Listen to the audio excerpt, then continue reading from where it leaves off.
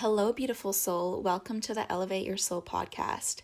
Today, I interview Stefanos Sifandos, an advocate of healthy men and conscious relationships, and we discuss the ego and happiness and how they are tied into each other. We touch on a whole bunch of different topics such as sexuality, sensuality, attractiveness. Is feeling attractive good for our overall health and happiness?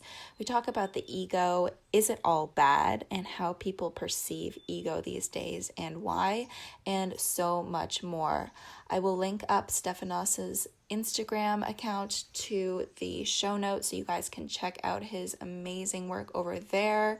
He does a lot of stuff on masculinity and femininity and living a healthy life for men and creating a healthy community for men. And he also hosts some workshops around consciousness, and he is also a life coach and he does some amazing work. So you can check out his work on his Instagram. I'll link that up in the show notes, and I hope you guys enjoy this episode.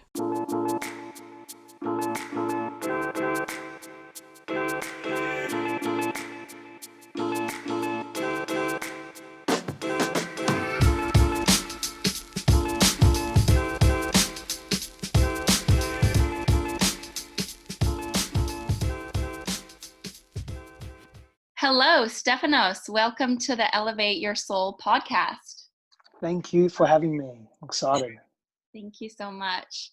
Can I first ask you what elevates your soul? Everything. As I was thinking about this. So for me, exploration and the unknown and love, of course, is elevating. The search or pursuit or even embodiment of what it means to be human and to explore the cosmos. I mean, that elevates me so deeply. The connection, the conversation that we can have with other souls, and how that then impacts us. That elevates me. Yeah. The creating, whether it be content or a program or a journey or a system or an idea or an ideal or a new way of being, that creative energy, that elevates me massively as well. And just being in stillness and silence and being in nature, that elevates me. Yeah, definitely. Nature is my go-to as well. Mm. All right, let's talk about the ego and the link between ego and happiness today. But first of all, I want to ask, why do you think the word ego is perceived as a negative thing these days? And is our ego all that bad? Well, ego is not bad or good. It's just, I read somewhere once that anything that exists is for us. It's not bad nor good. It serves a purpose. It's how we relate to it that really defines the judgments that we place on it. Yeah. And so ego is definitely not bad. If anything, ego, and there are various ways to define ego, but ego is an opportunity. It's an opportunity for growth. It's an opportunity to look at ourselves and make adjustments in how we think, how we feel, how we behave, how we idealize, how we relate to others, how we relate to ourselves. I think ego gets a bad rap because it's associated with extreme expressions such as vanity or arrogance. Yeah. And ego is so much more than that. Ego is a way that we relate to and understand the world. It's a way we identify, self-identify. It helps us understand who we are. It helps us compartmentalize and label ourselves so that we don't get confused and that we have a clarity around who we are in the world. And that ultimately helps us feel safe. And ego wants to help us feel safe. The role that ego plays, or one of the roles, is to help us remain in the familiar, because the familiar has a proven track record of keeping us alive. And so when we're making decisions about life, often we get those negative voices in our heads, and those negative voices say, no, don't do this, you're not good enough, or you don't have the skills, or you don't have the resources or the finance, ever wanted to start that business maybe, and you think of every excuse you can, because going into business for yourself or maybe entering a new relationship, it can be really daunting. There's a lot of unknown. Yeah. And so the ego comes up with the self-talk. And because we're geared our brains physiologically and from a survival-based perspective, we're geared towards noticing the negative more than the positive, because it enhances our chances of staying alive and staying vibrant and healthy. And so the negative self-talk is much the same. And so the negative self-talk comes in. You don't have any business experience. You're not smart enough. You don't know enough people. The market's not good at the moment. The industry that you want to go in is not that great. How are you even going to launch it and make it work? There's so many things that you need to do. You're in a steady job now. It gives you a great income. Just stay there. It's easy, set. Because the ego just wants to stay in familiarity. So it's trying to keep us safe. From that perspective, same if you're entering a relationship.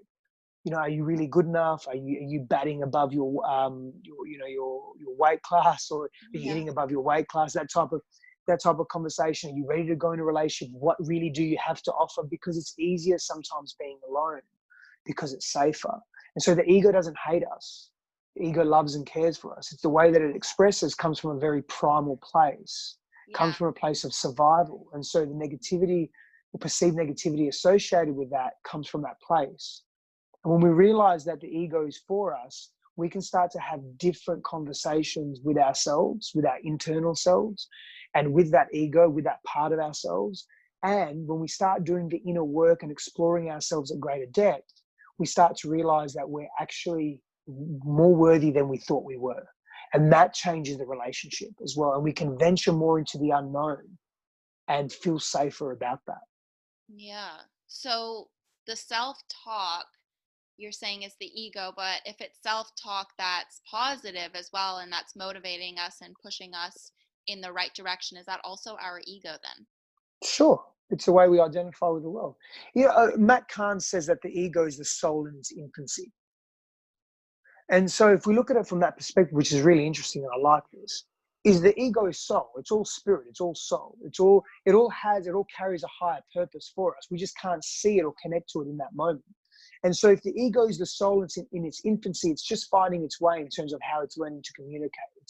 It's maturing still. And so its communication is not always going to be clear and on point. And it's going to always want to keep us safe and remain stable in its expression.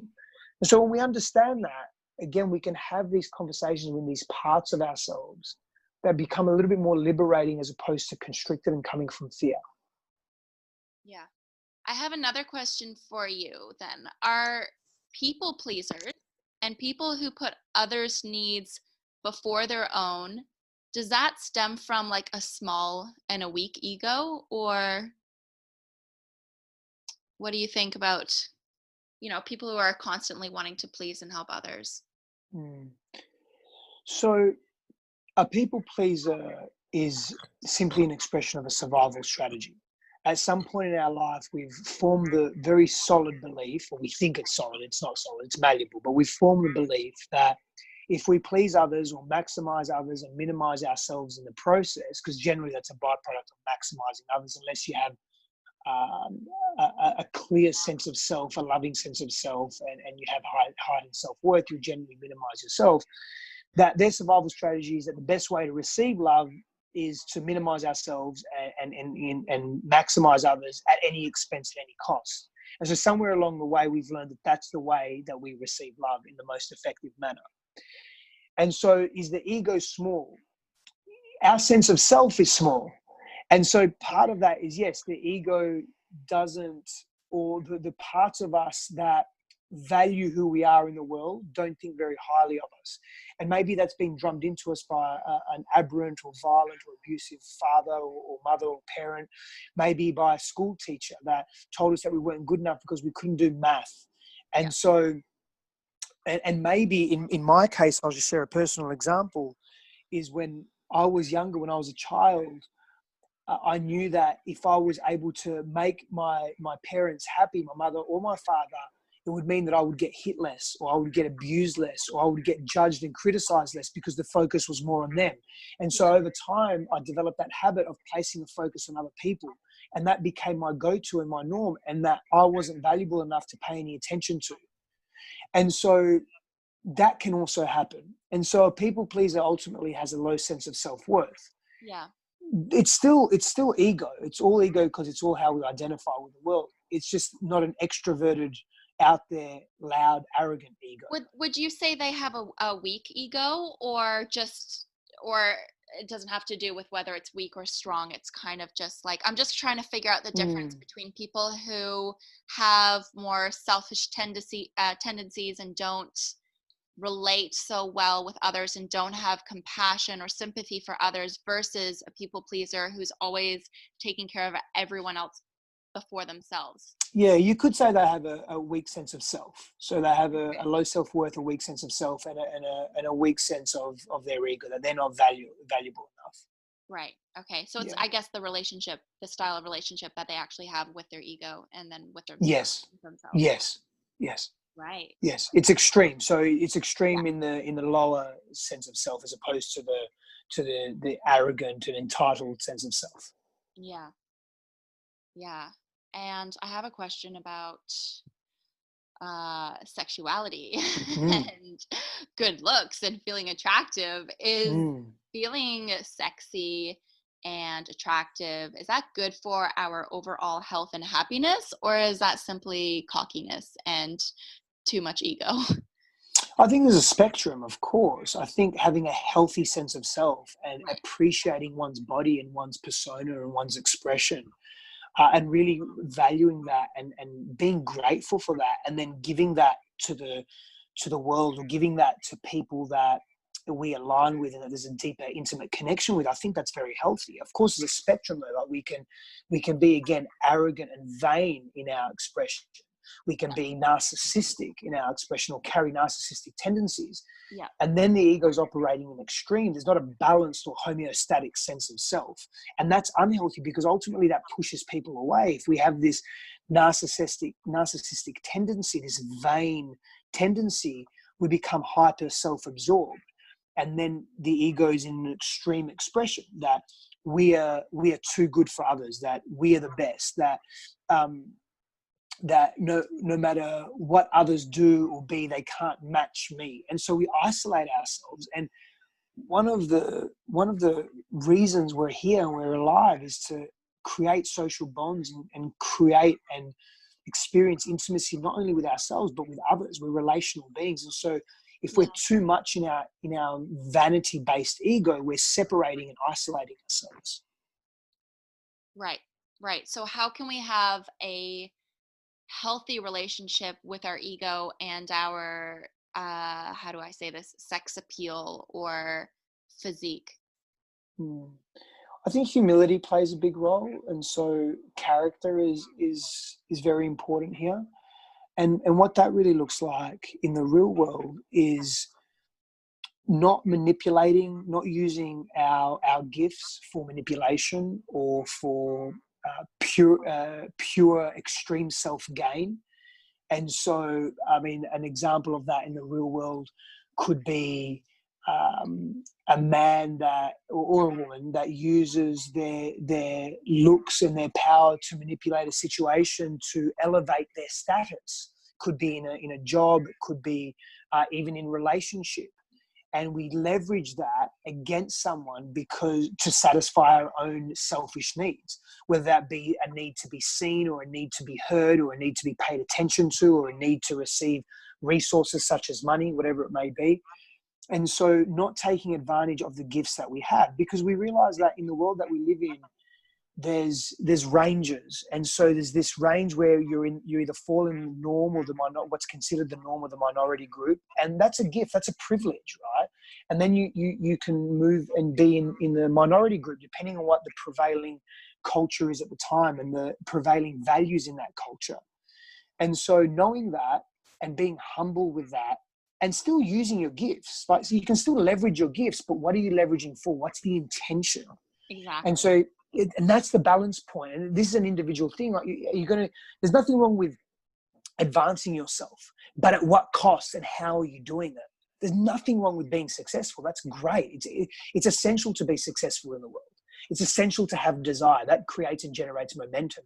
But it's the intention behind that and how we're doing it. Is it coming from an unhealthy, wounded place to get and receive attention because your wounded little boy or girl is crying for help? And so you'll sacrifice the needs of others, or you'll hurt others to get what you need? Is Yeah. that healthy? I would say no, it's not, because you're going against the prime directive of relationality and connection and intimacy by isolating yourself, because no one's going to be attracted to that. But if it's coming from a healthy place of you wanting to just express your gifts and also acknowledging and valuing who you are and not compromising your values and others, and that's a balancing act that requires effort, then I think that's healthier. And it's Yeah. not always going to be like that, though. Like that's not a utopian way of looking at things, but it's a more ideal way of looking at things. That requires effort and work and back and forth with the internal self. And there's going to be an internal tug of war, and you're going to cause tension in your outside world, in your relationships, in your environment. And that's how we learn, but we have to be open to growing and learning. Yes. Yes. Mm. When we do things to feed our ego, is that a bad thing or a good thing? Because like in the spiritual community, Mm. when we talk about the ego in the spiritual community, it's always looked as like not a good thing. Like the ego is bad and you don't want to feed the ego, and your actions are coming from an ego, and you don't want to, if you say someone has a big ego, that's not necessarily a good thing. So when we're feeding the ego, from what I've been hearing, that sounds like a bad thing and a not good thing to do. So is it a bad thing or a good thing when we feed our ego? Okay, so it's an interesting question that you're asking and how you're asking it. Sometimes it's situationally dependent. So let me look at this. Let me put it this way. Yeah. Sometimes you need to feed your ego, and let me explain how. Let me paint a picture. You've lost all in 1 week. You've lost your job. You've lost your mother. She's passed away. She's physically died. You've lost your partner. You've had a hit in the stock market and some of your investments have been lost. You're arguing with your children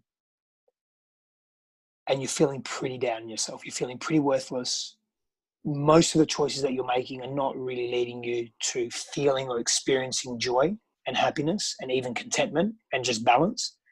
And you need a bit of an ego boost. And so would it be wrong to focus on what some of your gifts are? Maybe that you're a compassionate person. Maybe that you're a really giving person. Maybe that you've got a great body. Maybe that some of the things that are working in your life that you've created, the value and the worth that you bring into the world. Would it be a bad thing to just bring that into your focus of attention for a day or two or a week, just to give yourself some reprieve from the pain that you're feeling? I don't think that would be a bad thing. Right. And so, but if you're constantly feeding your ego for self-gratification, Yeah. and there's other things and values in your life and in your environment that are being sacrificed for that, and it's all about you, and you're hyper selfish and hyper self-absorbed, and you're hurting people in the instant, in that moment, to satisfy your ego because you have a sense of low self-worth because you haven't done the inner deep shadow work to look at where is that coming from, and then maybe the put downs that you received as a child, or the bullying that you received. And so you're propping yourself up on false pretenses and past wounding. No, that's not healthy. Right. And that's not sustainable.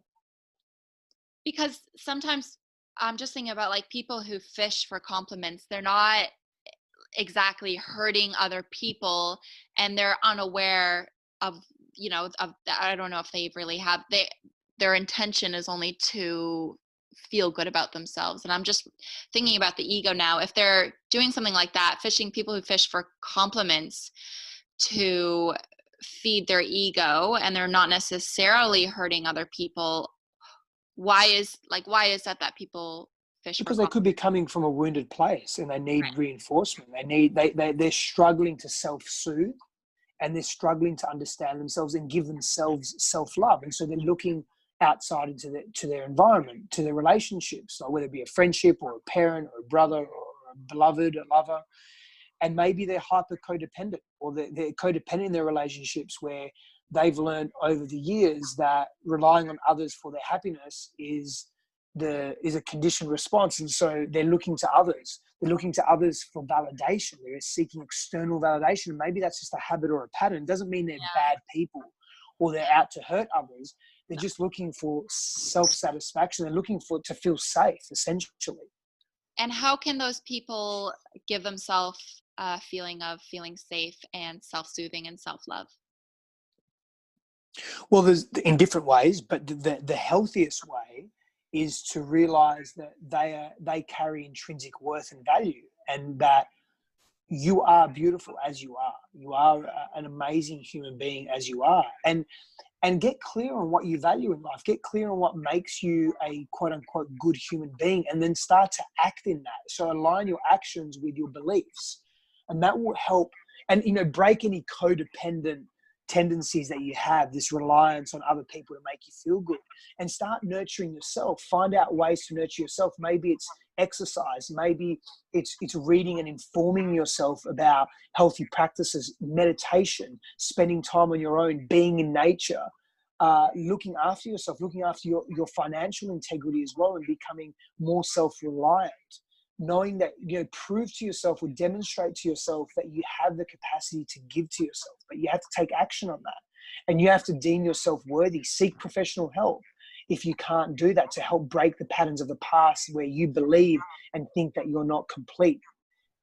Go into your belief systems, your limiting belief systems, and start to debunk them. I mean, and break them up. In the work that I do with people, individuals and groups, we look at our belief systems. We look at our patterns of conditioning, our childhood wounding.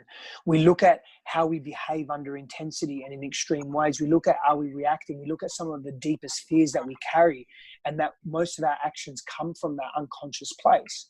We look at how we treat ourselves, and are we kind to who we are? We look at our self-talk. So there's a lot that goes on here. But as a starting point, begin to give to yourself and know that you can be your own source of inspiration. Notice what value you give to the world. Yeah, for sure. And I'm just thinking, for people who, just relating it to to people in my generation and in the Western world, how we're posting, these selfies and booty pics and whatnot on Instagram. How can we decipher between someone who's celebrating, not that it's our position to judge, but it's learning what's the difference between someone being proud of their body and celebrating their body, and not doing it to seek any external validation. People who are actually feeling insecure and needing that validation. So, they're using their physical appearance to make themselves feel better about themselves. Yeah, it's a great question. It's a tough one too. I think the immediate answer is you sort of go in very specific to what you're asking. You've got to look at the complete profile of a person. And if you really want to understand that person, for whatever your reasons are to understand them, you've got to look at the nuances in their behavior, what they're writing to. Look at their profile or their expression and their I guess I'm also asking how people can realize themselves rather than others, but be more self-aware of why. Yeah, well, if you're caught up on looking at how many likes you have and how much interaction you're getting, and how many comments you're getting, and how many people are telling you how wonderful you are, and you're really obsessed with that, and you're looking at your phone every 5, 10, 15, 20 minutes, that's pretty much an indication that you're looking for external validation. Yeah. And then also possibly how you react to when someone doesn't agree with you, right? Yes. When you're posting something to look for the feedback, and then you're like, oh damn, I only got 9 likes. This photo that I thought was too hot. Yeah. All right. And the last question I have is, on a basic kind of level, how do we establish a long-term healthy relationship with our ego so that we're not, becoming obsessed with external validation and becoming vain, but also so that we're not having too small or weak of an ego that we're, constantly looking after others and people pleasing and just not feeling good within our bodies and within ourselves? I believe setting up a regular conversation with those parts of ourselves that are feeling troubled or feeling wounded or even feeling elated, checking in with ourselves on a regular basis. How am I feeling today? I would say on a daily basis, have I behaved in accordance with my values today? Have I expressed myself clearly? Have I behaved in a way that's hurt others? If so, how do I feel about that? how do I feel about myself today? Am I really loving on myself today, or has my self-talk been somewhat negative? And why? Where has that come from? Is my mood and the way I feel about myself and life and others really determined by all of these things that are happening in my life? And are they happening to me? Are they happening for me? What do I think about myself today? Do I value myself? How would I rate myself on a scale of 1 to 10 in terms of how I've behaved? Having these regular check-ins with ourselves helps us cultivate a healthy relationship with all the parts of ourselves, with all that we are in the world. And it helps us continue to refine and iterate the versions of ourselves that we want to bring into the world and bring into our relationships. Yeah.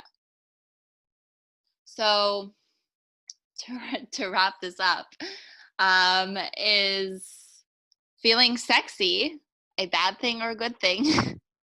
It's a good thing. It's got to be, all in all, it's got to be a good thing, because I really feel that, we're valuing ourselves. And sexuality is such a repressed expression in today's world, in today's society. It has been for so long, and it comes from a great deal of it comes from Great Britain and the influence Great Britain has had on our Western society. Yes. And I mean, there's obviously more reasons than just that, and that's just one reason, because the cultural value sets of those times, of the 1400s, 1500s, 1600s, 1700s, it's been quite prudish. It's been quite reserved. It's been quite suppressed. We've really suppressed ourselves as a culture, and we're seeing that change massively. And so we're coming into extremes in order to find homeostasis and balance, in order to find a stress-free existence where we can feel comfortable in expressing our sexuality and our sexiness and our core essence, and even any expression that we wish to have, without feeling shame about it, and without feeling guilt about it, and without feeling, oh, I'm being vain or I'm being arrogant if I'm valuing my sexiness. I've seen people that would be, I've seen, guys with 6-pack abs, 8-pack, 10-pack abs, value their sexiness. And because they have this ideal, this collective ideal of what sexy looks like, they've got all the muscles, the low body fat percentage, the chiseled jaw, the symmetry, the perfect hair, whatever it may be. And some people may not find that attractive, but for the majority of us, we say, well, they fall into an attractive category. And because they fit this profile, if they not so much flaunt, but just take ownership of their sexiness, they're called arrogant, they're called egoic, they're called vain. And maybe they're actually not coming from that place. And then the other side is that you see these people, like a man that, I'm just using two men as an example. You can replace with any gender, it doesn't matter. But a man that is obese or terribly overweight, maybe is not considered attractive by collective standards. Yet he's owning his sexiness, and he's not considered vain. He's not considered arrogant. He's considered courageous and fun and great. And look at him, he's beautiful in all his glory. Now, you get what I'm saying, right? And so these collective values, they imprint our individual psyches. And so what I'm saying is, let's look at the behavior. If we can, let's try and look past let's try and look beyond the aesthetics, and look at the behavior of a person to determine or make an assessment of what their come from is and what their intention is. I love it. And like, how much energy are they putting out in the world, or are they using for themselves in just their physical appearance? Or, are they also using their energy and their time to serve other people and value their health and take care of the planet, and grow and expand and educate others, all that stuff? Yeah, for sure. Well, I think that's a wrap for today. Wonderful. Thank you so much for having me. I really appreciate it. I really appreciate you coming on. Thank you so much. Of course. Thank you. Thank you. Thank you. Thank you. Great. Enjoy the rest of your day. You too. Wonderful. Bye. Bye.